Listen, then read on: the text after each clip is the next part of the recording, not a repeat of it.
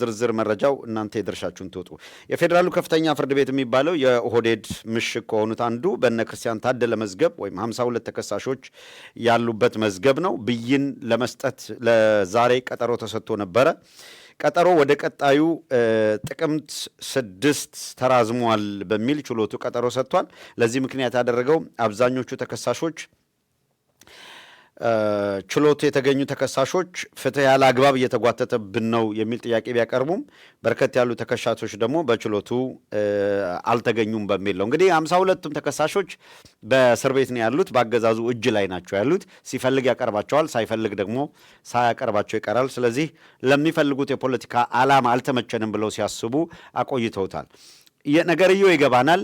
ለቀጣዩ አንድ ወር የሀገራዊ ምክክር ኮሚሽን ምናምን የሚባል የዚህ የአንድ ድልብ ካድሬ አለ መስፍናሪያ የሚባል የአብይ ካድሬዎችን ባይዘዌ ሰሞኑን በደንብ በሚገባ እያንጫጨናቸው ነው የምንገኘው። አጀንዳ ለመስጠትም ሙከራ እያደረጉ ነው በተቻለ መጠን። በዚህ ጋር አንዱ የሆነ ነገር ያመጣል፣ በዛ ጋር ሌላ ያመጣል ምናምን። ይሄ አርቲ ቡርቲው ሳይቀር ግርማ ሰይፉ የምትባል ድኩም ሳትቀር አጀንዳ ለመስጠት ሙከራ አድርጋለች። በስፋት እንመጣበታለን፣ ጊዜ አናባክንም። በእንደዚህ አይነት ሰዎች ግን ስንመጣ በልካቸው ማን ናቸው የሚለውም በዝርዝር ምናልባትም በቃ በጣም እየገረማችሁ የምትሰሙት ታሪክ ይዘን እንመጣለን፣ ታደምጣላችሁ። አሁን በግለሰቦች ላይ በምናምን ጊዜ እንድናባክን ደለብሬትሊ ጊዜ እንድናባክን ለከፈሏቸው ድልብ ካድሬዎቻቸው አጀንዳ ይሰጣሉ። እኛ ጋር ምን እንደሚያሰቃያቸው ገብቶናል። በነገራችን ላይ ከገዛ ጌታቸው አለቃ ነው፣ ጌታ ነው፣ ንጉሥ ነው የሚሉት አብይ አህመድ መረጃ ምን ያህል ሚና እንዳለው የካድሬዎቹን ንዴት አብይ አህመድ ያለበትን ስቃይ ያሳያቸዋል። እና በየቀኑ የምናገኛቸው መረጃዎች በእኛ በኩል የሚወጡ አንደኛ መረጃ ዝም ብለን መረጃ ተገኘ አይደለም ነው። እንደምታውቁት ሰነድ ነው የምናመጣው፣ ፕራክቲካሊ ሰነድ ነው። ሌላው ደግሞ መረጃው ከወጣ በኋላ ምንድን ነው የሚለው አይቷችሁ ከሆነ አይ ይሄ ያልሆነ ማለት መተው እኮ ማህተም ነው የሚመቱት። ይሸመጥጣሉ፣ መረጃውን እናመጣለን፣ ማስረጃውን እናቀርብላቸዋለን፣ ይሸመጥጡና ከዛ በኋላ መተው ግን ማህተም መተው ይሄዳሉ። ለ2 ቀን ለ3 ቀን ለ4 ቀን ሊሆን ይችላል ክህደታቸው። ለ1 ሳምንት ለ2 ሳምንት ይሆናል ክህደታቸው። ከዛ ያረጋግጣሉ። ከዚህ በፊት እንደነገርናችሁ አብይ አህመድ በፈንቅለ መንግስት አልተካሄደ ምናምን በሚልበት ጊዜ ደመቀ መኮንን ተከቦ በግቢ ገብርኤል በታችኛው መውጫ ጋር መንደር ውስጥ አግተው መንደር ውስጥ ወስደው ያንን እኮ መንደር ውስጥ ወስደው ከበው ከዚያ በኋላ 5 ሰዎች ተወክለው ሲያነጋግሩት ሁላ ያንን ሁሉ የሚያሳይ መረጃ እዚህ እኮ ደርሷል እኛ እጅ ላይ። ያችን በዛ ሰዓት የነበረውን ማስረጃው ነው፣ መረጃ አይደለም እኮ ማስረጃው እጃችን ላይ ማስረጃው እጄ ላይ ፕራክቲካሊ ኖሮ አልተደረገም ውሸት ነው እያለ አብይ ፑሻፕ አሰርቶ ሲቀልድ እነ እዛ ኢሳት ላይ በወቅቱ የነበሩ አካላት ወጥተው ሁላ ሲያስተባብሩ ስቃለሁ። ምክንያቱም ማስረጃው እጄ ላይ አለ። መጨረሻ ላይ በህይወት ዘ ሊቪንግ ዊትነስ እኮ አሁን በህይወት ካሉ መካከል አንዱ መጨረሻ ላይ እነሱ ወጥተው ማስተባበያ ሰጥተው እኔ ዘ ኔክስት ዴይም ዲፌንድ ካረኩ በኋላ 1-2 ሰዎች አርቲስት ታማኝ በየነን ጨምሮ ለ2 ለ3 ሰዎች ማስረጃው እጄ ላይ መኖሬን ካሳየው በኋላ ያንን ማስረጃ በዚህ ወቅት ግን የፈለገ ቢሆን እኔ ትክክለኛ ነው ማስረጃ አለው ለመባል ብዬ የመረጃ ምንጬን ሶርሴን አጋልጬ አልሰጥም። ስለዚህ አላደርግም። በማናቸው መገፋፋት ውስጥ ራሴን ፕሩፍ ለማድረግ በሚል እንደዛ አይነት ነገር ውስጥ አልገባም በሚል ሳላደርገው ቀረው። ግን አሁን እንዳልኳችሁ ለማየት ለሚገባቸው አሳይቼ ማስረጃው እጄ ላይ መኖሩን ብቻ ነው በወቅቱ ማረጋገጥ የፈለግኩት። ማስረጃውን አረጋግጠናል ማለት ልክ እንደዛ። አሁን የአዲስ አበባን በተመለከተ ሲቀላምዱ ያዘጋጁታል አይደለ? ሸራርፈው 28,000 ሄክታር ምናምን ብለው 56,000 ከዛ እነሱ 54 በ120 ሆናለች አዲስ አበባ እጥፍ ምናምን ብለው ከቆዩ በኋላ ያንን ቀደም ሲል የተጠናውንና ኦህዴድ ክሌም ያደረገው 120,000 እንደሌለ እንዳውም ያ በጃንሆይ ጊዜ ከነበረው ደርግ በቀነሰው 56,000 እንዳልሆነ እንኳን አዲስ አበባ ወደ 54,000 ዝቅ ብሏል እንጂ የሰፋ አይደለም ተብሎ ነው የቀረበው። አሁን ሀገራዊ ምክክር የሚባል የነመስፍናሪያ ወስላታ ካድሬዎች ስብስብ በአዲስ አበባ ጣፈንታ ላይ ሊወስን ላይ እናታችሁ እያለ ነው የሚገኘው። ሰነዶቹ አሉ። በጃንሆይ ዘመን የነበራት አዲስ አበባ የይዞታዋ ማረጋገጫ ካርታ አለ። በደርግ ዘመን የነበራት ካርታ አለ። በዚህ ዘመን የነበረዋል። ከጃንሆይ ዘመን ጀምሮ በደርግ ግማሽ አታለች። ከደርግ በኋላ እንደገና አታለች። በኢህአዴግ ዘመን እንደገና ቢያንስ 2000 ካሬ በኢህአዴግ ጊዜ አታለች። እንኳንስ አዲስ አበባ ከነበራት ልትሰፋ ቀርቶ ያብቹ የሚባል ገላን የሚባል ምናምን ጎሳ አዲስ አበባ ዙሪያ አዲስ አበባ ስትቆረቆር በራራ ስትቆረቆር ዝር ያለ አካል ዘመን አዲስ አበባ ይኖሩ የነበሩ አካላት አዲስ አበባ ላይ የእርሻ መሬት ይዞ ምናምን የከሌ ጎሳ የሚባል አንዲት ነገር አታገኝ። ኦልሞስት አብዛኛውን አሁን ከመሀል ከተማ ከፒያሳ ከ4 ኪሎ ከምናምን ውጭ ያሉት ከጎተራ በታች ያለው እንኳን ቦታ በደርግ ዘመን በጫካ የተሸፈነ ነበር አብዛኛው የሚሉት። ቢያንስ ሌላውን እንተውና በእኛ ዕድሜ ኢህአዴግ በገባበት ዘመን እስኪ አሁን በሳሪስ አካባቢ ተወልዶ ያደገ ማንም አካል 1983 ኢህአዴግ ከገባ በኋላ ባለው ጊዜ ቱ ቢ ኦነስት ቁምጣ አድርገው ጸጉራቸው የተንጨባረረ ሰዎች ምናምን እነሱን ፈርተን ስንደበቅ ነው ማቀው። በጣም እንደ ሰመመን የሚታወቀኝ ኢህአዴግ 85 86 87 የአራተኛ ክፍል የአምስተኛ ክፍል ተማሪ ሆነን ላፍቶ ሙሉ በሙሉ ጫካ ነው። ይሄ ለቡ የምትሉት አሁን ኮንዶሚኒየም የተሰራበት እስከ መካኒሳ ያለው በሙሉ እልም ያለ ጫካ የዱር አራዊት ምናምን ያለበት ነው። የአብቹ ጎሳ የዱር አራዊት ውስጥ ነበር የሚኖረው።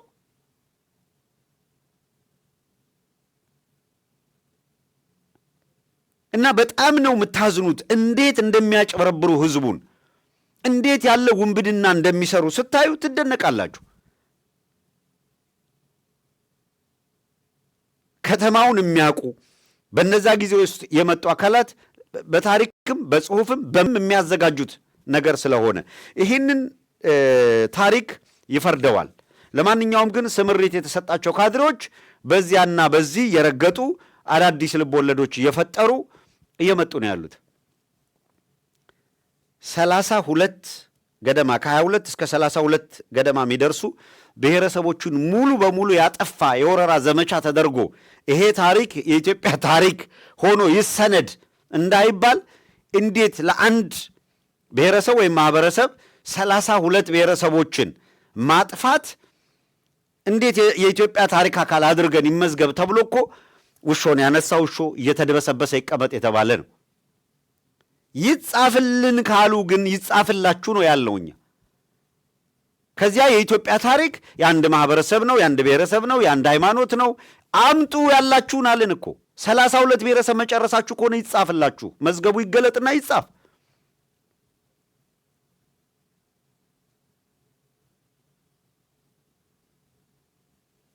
አርሲ የከምባታው የሃድያው የሜያው አይደለም ወይ?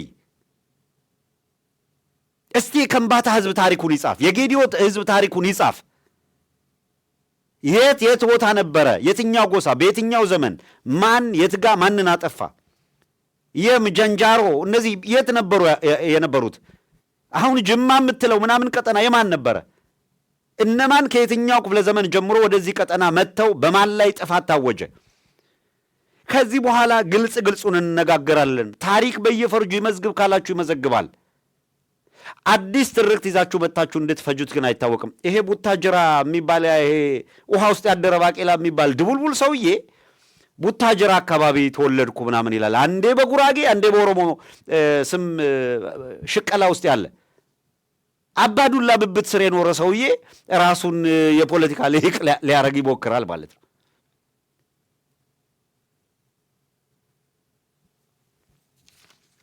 ምንድነው የሆነው? ቡታጅራ አካባቢ ምንድነው አሁን እየተሰራ ያለው? ምንድነው? እና አባዱላ ምን እያደረጉ ነው ያሉት? የሶዶ ጉራጌ ምንድነው ዕጣ ፈንታው? ምን እየተደረገበት ነው ያለው? እንተዋወቃለን፣ በዝርዝር እንመጣበታለን። አሁን ጊዜው በዚህ ደረጃ መነጋገር ያለብን ወቅት ስለሆነ እንነጋገርበታለን።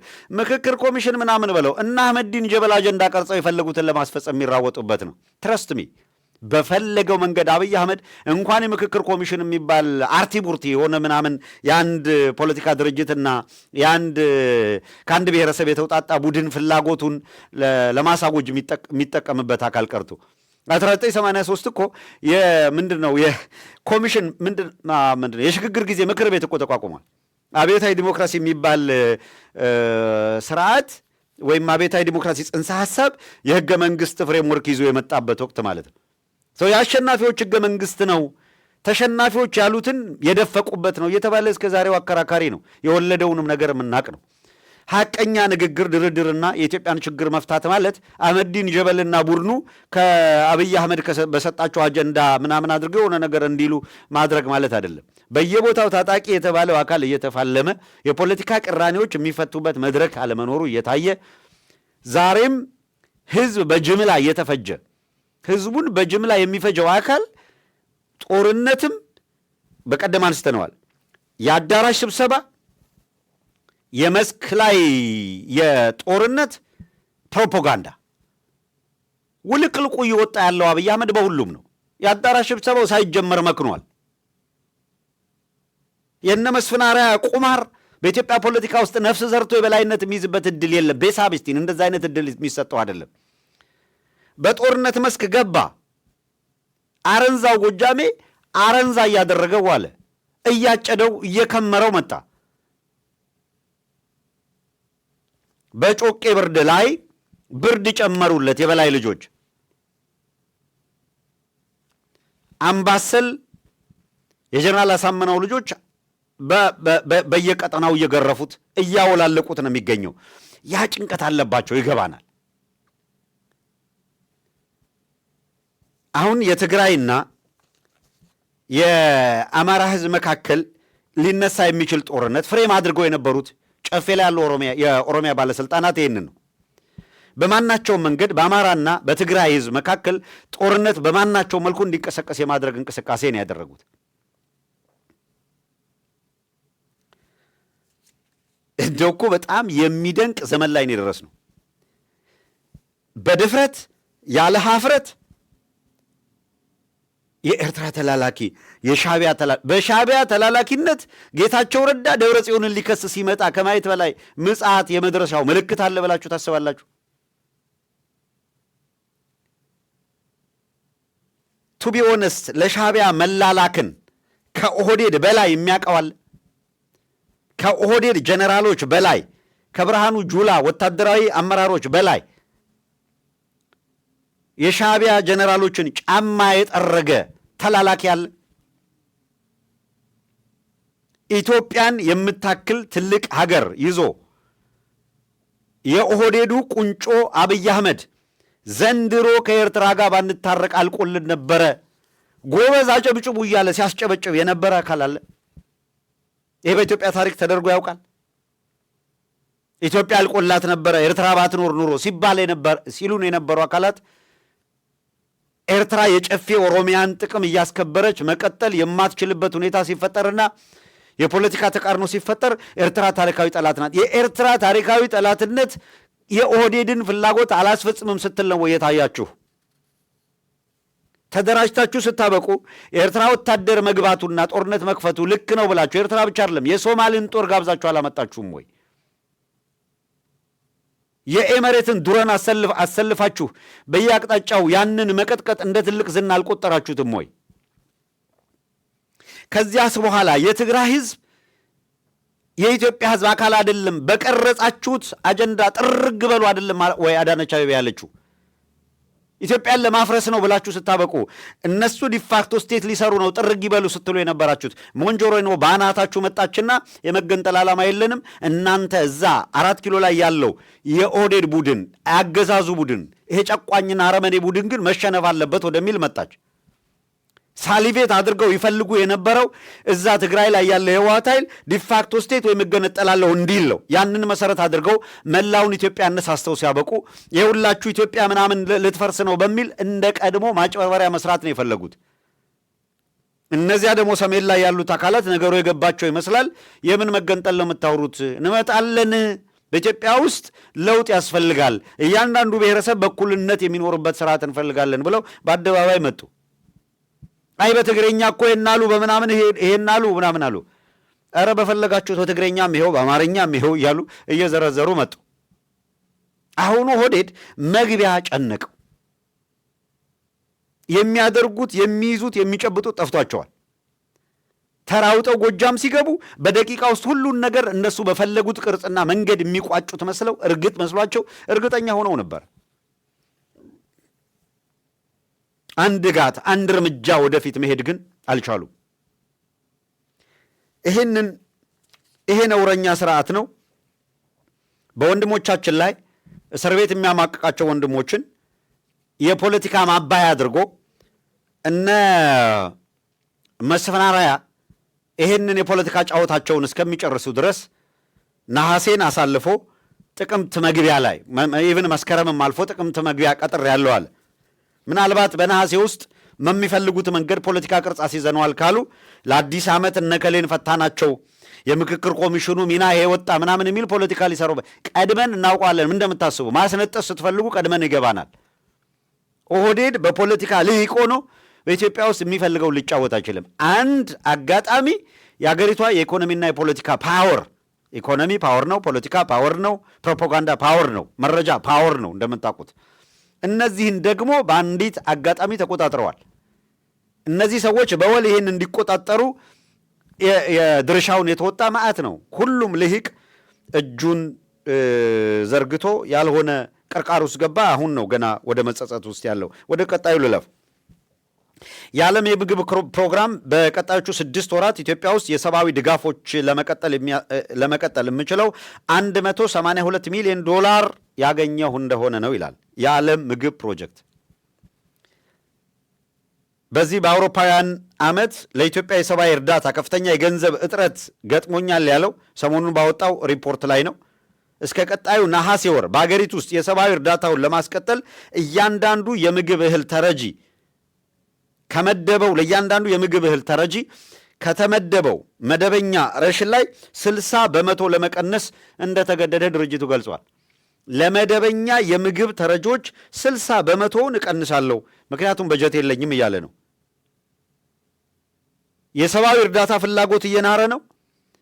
በአንዳንድ ቦታዎች ሄቪ ዝናብ ጥሎ ጎርፍ አደጋ ከማስከተሉ ውጪ ለክረምቱ ሰብል ጠቃሚ የሆነ በቂ ዝናብ ያለማግኘት ችግር ተከስቷል። በዚያ ላይ በተወሰነ ደረጃም ዝናብ ያገኙ ቦታ ደግሞ ትላንትም ከትላንት ወዲያም በቪዲዮ አምጥተን ስናሳያችሁ እንደነበረው እርሻቸውን በአግባቡ እንዳያርሱ እንኳን ምንም አይነት የጦርነት እንቅስቃሴ በሌለበት የድሮን የመድፍ ውርወራ በማድረግ እረፍት እየነሱ ነው ማህበረሰቡን። ይሄ ነው እየተደረገ ያለው። ይህ በእንዲህ ሁኔታ እንዳለ የአብይ አህመድ የማህበራዊ ጉዳይ አማካሪ ነኝ የሚለው ጌታቸው ቮድካ የአንድ አነጋጋሪ ነገር አንስቷል። ደብረጽዮን ገብረ ሚካኤል ከኤርትራው ፕሬዝዳንት ከኢሳያስ አፈወርቂ ጋር በሚስጥር ተገናኝተዋል ብሎ ከሰሰ። በሚስጥር ተገናኝተዋል። ኦኬ፣ ጌታቸው ረዳ እንግዲህ በሚስጥር ነው ያለው። በሚስጥር ደብረጽዮንና ኢሳያስ መገናኘታቸውን መረጃ ደረሰኝ አለ። ኦኬ፣ እንቀጥል። ቀጥሎስ ደብረጽዮን ከኢሳያስ ጋር የተገናኙት ደብረጽዮንና ኢሳያስ የተገናኙት የጦር መሳሪያ ድጋፍ ለመጠየቅ ነበር አለ ጌታቸው ረዳ። እንግዲህ በሚስጥር ተገናኙ አለ። አንድ ሁለተኛ የጦር መሳሪያ ድጋፍ ለመጠየቅ ነው አለ። ከዛ ቀጠልና በኢትዮጵያ የፌዴራሉ መንግስት ላይ ጦርነት የምትከፍቱ ከሆነ የመሳሪያ ድጋፍ እናደርግላችኋለን ብሎ ኢሳያስ አፈወርቂ መለሰለት ይላል። በሚስጥር የተደረገው ስብሰባ ላይ ጌታቸው ረዳ አብረ ነበርክ? ከኢሳያስ ጋር በሚስጥር መገናኘታቸውን የሰጠውንም ምላሽ ይሄ ነው በማለት ጻፈ። አሁን ጌታቸው ረዳ በሱ ቤት የተለየ ፕሮፓጋንዳ መስራቱና አይ በቃ የሻቢያ ፍላጎት ነው የሚባል ነገር ክራፍት ማድረግ ነው የፈለጉት። የጦርነት ሂደቱ የሻቢያ ፍላጎት ነው። እነ የትግራይ ልሂቅ ነን የሚሉት እነ አሉላ ሰለሞንም ይሄ ጦርነት የውክልና ጦርነት ነው የሚሆነው፣ ጦርነቱ የትግራይ ሳይሆን የሻቢያ ጦርነት ነው አለ። ልብ አድርጉ። አሁን ባለው ሁኔታ በትግራይ ላይ የካሽ ገንዘብ እጥረት በከፍተኛ ሁኔታ በመከሰቱ ምክንያት የካሽ ግዢ በ25% ጭማሬ ኮሚሽን ካሽ ገንዘብ ይሸጣል። ከዚህ ቀደም እንደነገርናችሁ ባንኮች ደለብሬትሊ በተጠና መንገድ ካሽ ወደ ትግራይ እንዳይኖራቸው በማድረግ በየቀኑ ከ500 ብር በላይ እንዳውም 300 አድርገውታል በላይ አንድ ሰው መውሰድ የለበት ሽሮ ገዝቶ መብላት የማይችልበት ሁኔታ እንዲፈጠር አድርገዋል። በእኛ ብላችሁ ውሰዱት፣ ነግ በእኔ ብላችሁ ውሰዱ ሁላችሁ። ከዚያስ የአውሮፕላን ጉዞ የፈቀዱት ወጣቶች ከትግራይ ማስኮብለል ይቻል እንደሆነ ያንን ክፍት ለማድረግ ነው እስካሁን ያቆዩት። በየብስ ትራንስፖርት የአውቶቡስ የምናምን ገለመሌ ትራንስፖርቶች በሙሉ ገና ድሮ ምንም አይነት ሸቀጥ እንዳያመላልሱ ከዘጉ በኋላ ከትግራይ የሚሸሽ የሚወጣ ወጣት ካለ እነሱ በሚሰሩት ፕሮፓጋንዳ የሚወጣ ካለ ያ የሚወጣበት መስመር ብቻ ክፍት እንዲሆን አደረጉ። አስተውሉ። ሸቀጥ አይገባም ብለው ከለከሉ። የዕለት ኮንሰፕሽን እንዳይገባ የከለከሉትን ህዝብ በረሃብም በኑሮ ውድነትም ሲመረር ትቶ እንዲወጣ አደረጉ። ቀድሞ ምን ሲሉት የነበረውን ህዝብ ነው። ለእኛ በቀዳሚው ጦርነት ምን ብለውታል? እነዚህ ለእኛ ደጀን የሚሆኑ አይደለም ያሉትን ህዝብ ማለት ነው። ትተው ሲወጡ ደጀን የሚሆን ህዝብ አይደለም፣ ለዛ ነው ትተን የወጣ ነው ብለዋል። ደጀን ያሉት ህዝብ የትኛውን ህዝብ ነበር? የአማራን ህዝብ ነበር አደለ? በወቅቱ የኦህዴድ ጀነራሎች የአማራን ህዝብ ደጀን ነው ብለው ነበር። አሁን ትላንት ደጀን ነው ያሉትን ህዝብ በመድፍና በሞርታር በድሮን የሚቀጠቅጡትና የሚፈጁት ያንን ትላንትና ይሄ ህዝብ ደጀናችን ነው፣ ወደሱ መምጣት የበለጠ ያዋጣናል ያሉት ህዝብ ነው አሁን እየቀጠቀጡ ያሉት ማለት ነው። ትግል እየተደረገ ያለው እንደዚህ ካለው ወንበዴ ጋ ነው። ሰው እያንዳንዱ የየራሱን ሁኔታ መገንዘብ መውሰድ ሌላ ነገር ነው። እሺ ደብረ ጽዮንና ኢሳያስ አፈወርቅ ተገናኙ። ጌታቸው ረዳ እንዳለው አብይ አህመድ ትላንት ጌታቸው ረዳ ትግራይ በነበረበት ጊዜ የትግራይ ህዝብ ጥያቄ ብሎ ፍሬም አድርጎ ይሄ ነው ባለበት ጊዜ አብይ አህመድ በይፋ እኮ ሳዋን ሄዶ ጎብኝቷል። ኢሳያስን በይፋ ጠርቶ የኢትዮጵያን አየር ኃይል ሲያስጎበኘው ነበረ። የጋራ ስልጠና ሲያደርጉ ነበረ ጦርነት ለማድረግ። አሁን አብይ አህመድና ኢሳያስ መካከል ቅራኔ ተፈጠረ። ባይፈጠር ኢሳያስ ጦሩን አስጠግቶ እንዳለፈው ጊዜ በሙሉ በትግራይና በኤርትራ አዋሳኝ ቦታዎች ላይ መንገድ እንዲዘጋና ገብቶ እንዲዋጋ ይጋብዘው ነበር። የተደረገ ሙከራም አለ። አማላጅም ተላከ። ኢሳያስ ሰይድ ነው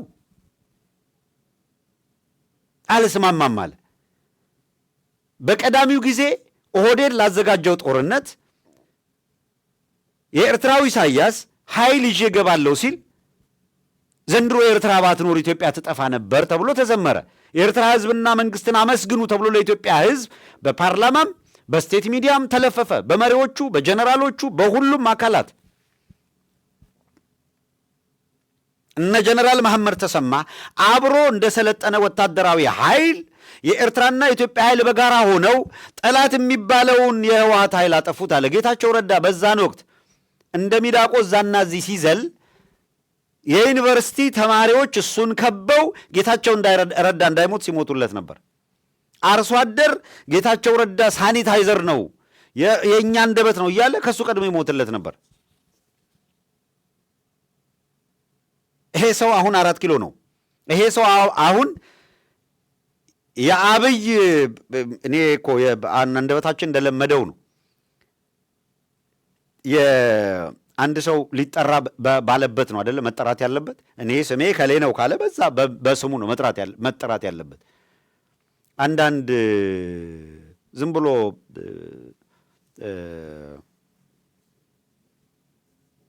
ብሎ ቀርበት እንዳመጣለት የሚናገር ሰው ደለብሬት ነው፣ ኮርነር ነው፣ ትላንት አንስቼዋለሁ እንደዚህ ለማለት ነው ምናምን እንዲህ ያለውን ጮርቃ መተው ነው። ግን በአጠራር እያንዳንዱ በመረጠው ቢጠራ ትክክል ነው፣ ተገቢ ነው ብዬ አስባለሁ። ትክክለኛው ስያሜ ይሄ ነው። ልዩነቱን አላውቅም እውነት ለመናገር አሁን ትግሬ ማለትና ትግራዋይ ማለት መካከል ያለው ልዩነት ለእኔ ምንም አላውቀው። እዚህ ዋናው ነገር ህዝቡ ፕሮቴክት የሚያደርገው መልካም ነገር እስከተናገርክ ድረስ ስያሜው ላይ ዋይ አልክበት አላልክበት የኔ ጉዳይ አይደለም። በኮንሰፕት ደረጃ ግን ይሄኛው አጠራር የበለጠ አግባብነት ካለው ደግሞ አግባብነት ባለው መልኩ መጥረን አሁን መቀሌ ሲሉ መቀሌ የሆነ ምናምን አክሰንት አለው። ያንን አልችሎም። መቀሌ ብዬ ነው የምጠራው። እዳዝሚን የዛን ሁኔታ እየተቀየረ ነው። አሜሪካን ሀገር መጥተህ ፐርፌክት በእንግሊዞች አክሰንት ተናገር ብል አማርኛውም የአክሰንት ችግር ያለበት በፈለገው አክሰንት ይጠራዋል። እኛ አክሰንት ክርክር ውስጥ አይደለም ያለነው። በጣም ክሪቲካል ሲሪየስ ወቅት ላይ ነው አሁን አገሪቷ ያለችው። ይሄ ነው ከግምት መግባት ያለበት። ሰው ጌታቸው ረዳ በተሰጠው ፍሬምወርክ መሰረት ዘመቻ እነ ጻድቃን ዘመቻ እየከፈቱ ነው። ሁለቱን ይዋቸው ጌታቸው ረዳ ደብረጽዮንና ምናምን ኢሳያስ ተገናኙና መሳሪያ ምናምን አሉ ምናምን ለጦርነት መግቢያ ፍሬምወርክ ነው የሚሰራው። ኦኬ ጻድቃን በዚህ በኩል ደግሞ የቀዳሚው ጦርነት እኮ የጃንሆይን ስርዓት ለመመለስ ነበረ ይላል። ጻድቃን ከአህመዲን ጀበል ጋር ወዳጅ ለመሆን ይሄንን ትግል እንደዚህ አይነት ቅርጽ ለማስያዝ ሞከረ። ምናልባት ጻድቃን 4 ኪሎ ሲቆይ እንደ አብይ አህመድ እሱም ከአስር በዳኔ ጋር ፖለቲካ መስራት ፈለገ መሰለኝ። እሷም ሰሞኑን አንድ ሃይማኖትና አንድ ብሔረሰብ የኛ ነው ብለዋለች። እንደው ድሮ እንደምንለው ነው አለልኝ በጥራዝ ነጠቅ እውቀት ያን ጊዜ ፍሬም ሲያደርጉ እንኳን የሰሜን ባህል ብለው የአቢሲኒያውያን ባህል ብለው ነው የጠሩት። በዚሁ አጋጣሚ አንድ ሃይማኖት የለም። ክርስትናው እስልምናው በሰሜን ነው የመጣው። ሁለቱም ድንቁርና ለተጠናወታቸው ኢትዮጵያ ውስጥ አለ የምንለው ይሄ ትልቁ ነባሩ የእስልምና እና ትልቁም ነባሩም ኦርቶዶክሳዊነት አሁን ወሃቢስ ከእስልምና ወሃቢስቱ ከክርስትናም በፕሮቴስታንት ነን የሚሉ ጫማ ጥፊ ሰዳጅና ዘይት ቸርቻሪ ሁላ ተሰባስቧል። በኢየሱስ ስም እየማለ ጅሃድ አውጆ ገጀራ የሚያነሳ አካል ማለት ነው። ቤተ ክርስቲያን እያቃጠለ እሱን መሞቅ የሚፈልግ ጥላቻ ዘርቶ ጥላቻ የሚያጭድ ስብስብ ያቀደውን ለማሳካት ከሃይማኖቱም ከሞራል ልዕልናም በላይ በብሔረሰብ በወል የያዙት ፖለቲካ በልጦባቸው ተጠራርተው አንድ ላይ ቆመዋል። አያቶቻቸውን እየቆጠሩ ተጠራርተው የቆሙት እነሱ ናቸው። እኛ ቢያንስ በፕሪንሲፕል ቆመናል።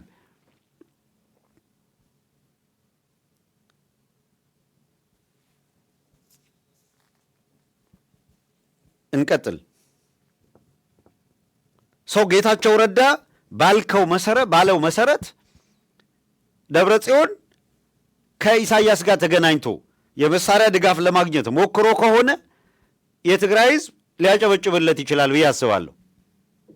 ለምን ኦህዴድ ገብቶ ዳግም ትላንትና የፈጃቸውን ፍጅት አሁን እንዳይፈጃቸው ራሳቸውን ወደ መከላከል ከሄዱ በዚህ አድናቆት ነው ሊያተርፉ የሚችሉት። አለበለዚያም የገጠማቸው ነገር ምን እንደሆነ ያውቁታል። ስንት በመቶ ሺዎች የሚቆጠር በብዙ መቶ ሺዎች የሚቆጠር ኒሊ 1 ሚሊዮን ህዝብ ያለቀበት ጦርነት ስለሆነ ምን አይነት እልቂት እንደተፈጠረ ፋይናሊ በአብይ ንግግር በሻሻ በቃ ያለቀ አንድ የገጠር ቀበሌን እንኳን አታክልም ትግራይ ተብሎ የተባለላት ናት። በዛ ደረጃ ካወደሟት በኋላ እንደዚህ አይነት ስያሜ ሰጥተዋት ነው ፊታቸውን ዙሮ የሄዱት። ያንን ሊደግም የሚመጣ አካል ሲንቀሳቀስ አብይ ትላንትና እናንተ ባትኖሩ አልቆልን ነበር ልንፈርስ ነበረ ያሉትን ቡድን እነ ደብረ ጽዮን አሁን በሚደረገው ሌላ ዙር ጦርነት እናንተ ከኛ ጋር መሆን አለባችሁ ብለው ከኦህዴድ ላይ ሻቢያን ነጥቀው አጋር ካረጉ የትግራይ ህዝብ ፍላጎቱ ታዲያ ሻቢያ ከኦህዴድ ጋር ሆኖ እንዲጨፈጭፈው ነው እንደሚፈልገው? ሻቢያ ከአብይ አህመድ ጋር ሆኖ ትግራይ ላይ ሲተኩስ ነው ደስ የሚላችሁ? የአብይ ትግሬዎች ማለት ነው። የአብይ ትግራዋይ ነን የምትሉ አካላት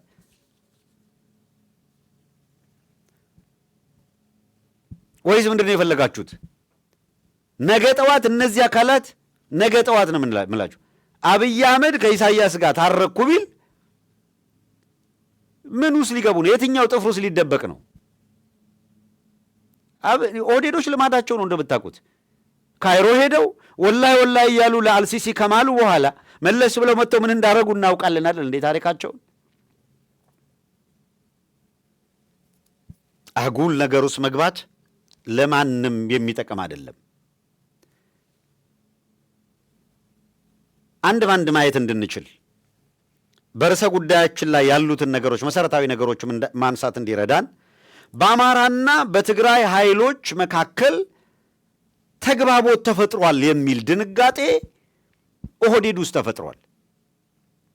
በሁለት መንገድ ተግባቦት ተፈጥሯል። አንድ በአደረጃጀት በኩል ትግራይም ላይ አማራም ላይ ያሉ የታጠቁ ኃይሎች በቀዳሚነት አንዱ በሌላኛው ላይ የጠላትነት ቅስቀሳን ለማቆም ያለ ንግግር መግባባት በታጣቂ ኃይሎች ብቻ ሳይሆን በኤሊቶቹ መካከል ያለ ንግግር መግባባት ተፈጥሯል። አሁን የብአዴን ውላጆች ካልሆኑ በቀር በትግራይ ህዝብ ላይ ጥላቻ ለመቀስቀስ የሚነሳ አማራ የለም። አሁን የአብይ ትግሬነን የሚሉ አካላት የአብይ ትግራዋይነን የሚሉ አካላት ካልሆኑ በቀር ልክ እንደ አብይ አማራዎች ብአዴኖች ማለት ነው በአማራ ላይ ጥላቻ ለመቀስቀስ የሚነሱ የሉም። አሁን እንዳውም ጥላቻ በመቀስቀስ የምናውቃቸው አካላት ዛሬ በይፋ ትላንትና ጄኖሳይደር ነው ምናምን ነው ብለው ሲፈርጁት የነበረውን አካል አዲስ አበባ አቅራቢያ ላይ ያለ ለነጻነት ለህዝብ ህልውና መከበር እየታገለ ያለ ኃይል ነው ብለው ፋኖን ሪኮግናይዝ የሚያደርጉ አካላት ተፈጥረዋል። ከአመራሮቹም ከሌሎቹም አካላት ጠላት ነው ብለው ሲያሳድዱት ነው የሚሻለው ወይስ ጠላት አይደለም ትግሉም የህልውና ነው ሲሉ ነው የሚሻለው? እንደ አብይ ትግራውያን ሆነው አብይ ጉያ ስር ሆነው ፋኖንም አማራውንም የሚፈርጁት ናቸው ትክክል ወይስ የለም የፋኖ ትግል ሌጂቲሜት ነው የሚገባ ነው ብለው ለዓለም ማህበረሰብ ሳይቀር ይሄ ትግል የህልውና ነው ብለው ነው የሚመሰክሩት? የትኛው አንዱ? ሁሉም ትክክል ሊሆን አይችልም መቼም። አንዱ ትክክል መሆን አለበት። አትሊስት አንዱ የተሻለ መሆን አለበት።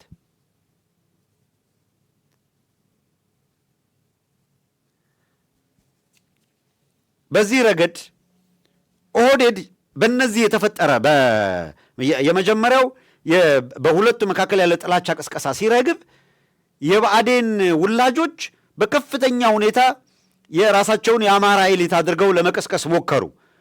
በሌላው ወገን ያሉት በትግራይ በኩል ያሉት ላይ ንዴትና አግሬሲቭ ሆነው የሆነ ነገር ተፈጥሮ በምላሹ የሁለቱ ህዝብ ኤሊቶች ጋር መወራወር እንዲፈጠር ነበር የተፈለገው።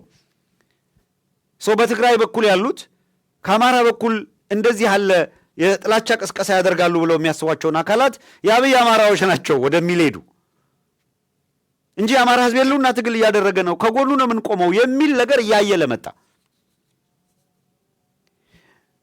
በአማራ በኩልም ያለው ኤሊት በትግራይ በኩል ሆን ተብሎ ጥላቻ የሚቀሰቅሱ አካላት ብቅ እያሉ ሲቀሰቅሱ እነዚህ የአብይ ትግራውያን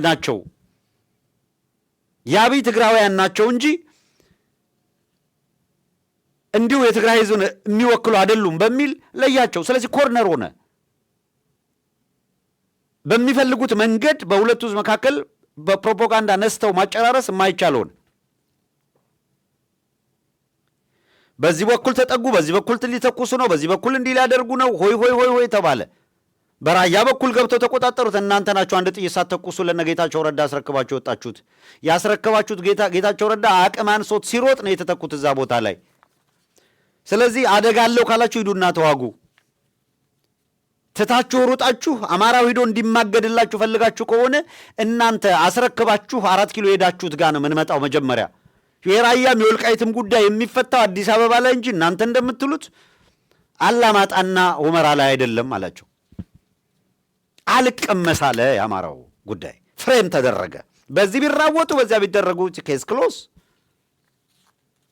ጉዳያችን የራያና የወልቃይት ብቻ አይደለም። የደራ ጉዳይ አለ፣ አዲስ አበባ ጉዳይ አለ፣ የበተከል ጉዳይ አለ፣ የፓዊ ጉዳይ አለ። አማራ የማንነት የወሰን ጥያቄዎች አሉት። አንዱ ከሌላው የማይበላለጥ መሰረታዊ የወሰን ጥያቄዎች። እነዚህን ለመመለስ በሀገር አቀፍ ደረጃ ሊመለሱ የሚገባቸው አብረው ኢንተርቴን የሚደረጉበት ስርዓታዊ ለውጥ ካለ 4 ኪሎ ሄዶ አገዛዝና ስርዓትን በመለወጥ በኩል የሚከናወን ነው የሚል አቋም ተያዘ። ይሄ ያለ ንግግር ያለ ምክክር የተፈጠሩ ተግባቦቶች ማለት ይቻላል። በዚህ ላይ ደግሞ ሌላ የንግግር መስመር ተከፍቷል የሚል ነገር ሲፈጠር ጨፌ ኦሮሚያ ላይ ዳይፐር ተወደደ ማለት ነው። ካድሬዎቻቸው የተወራጩ ነው። አብዛኛው የሚያደርጉት ነገር ፕሮፓጋንዳው ከሽፏል። በወታደራዊ እንቅስቃሴ ያለው ከሽፏል። ነገር ግን ትተውታል ማለት አይደለም። እስቲል እየቀጠሉበት ነው። ምን ያህል ፕሮፓጋንዳ እንደሚያስጨንቃቸው አብይ አህመድ እንዴት እንደሚርበተበት እስኪ መለስ አድርገን የአብይ አህመድን ንግግር እዚህ ጋር እናምጣውና ከመጀመሪያውን ጀምር 28 ነው የስ ከዚህ እንጀምርና እስኪ እንስማ። ምንድን ነው እየተፈጠረ ያለው? ምንድን ነው እየሆነ ያለው?